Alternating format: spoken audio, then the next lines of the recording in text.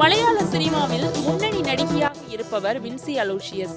இவர் 2019ஆம் ஆண்டு வெளியான விக்ருதி என்ற திரைப்படத்தின் மூலம் மலையாள சினிமாவில் அறிமுகமானார். இவர் ரேகா என்ற படத்தில் நடித்து கேரள அரசின் சிறந்த நடிகைக்கான விருதை வென்றுள்ளார். இந்த நிலையில் சமீபத்தில் நிகழ்ச்சி ஒன்றில் கலந்து கொண்ட அவர் போதைப்பொருள் பயன்படுத்தும் நடிகர்களுடன் நடிக்க மாட்டேன் என்று கூறியுள்ளார்.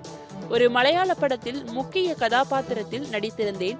அந்த படத்தில் என்னுடன் சேர்ந்து நடித்த முன்னணி நடிகர் ஒருவர் போதைப்பொருள் பயன்படுத்துவதை நேரடியாக பார்த்தேன். அந்த நடிகர் போதையில் என்னிடமும் மற்றொரு நடிகையிடமும் அத்துமீறினார். அதனால் அந்த படத்திலிருந்து நான் விலக முடிவு செய்தேன். இயக்குனரும் தயாரிப்பாளரும் மன்னிப்பு கேட்டதால் வேறு வழியின்றி நடித்து கொடுத்தேன். இதனால் தான் போதைப்பொருள் பயன்படுத்தும் நடிகர்களுடன் நடிக்க மாட்டேன் என்று கூறினார். தனிப்பட்ட முறையில் அவர் என்ன செய்தாலும் எனக்கு கவலை இல்லை.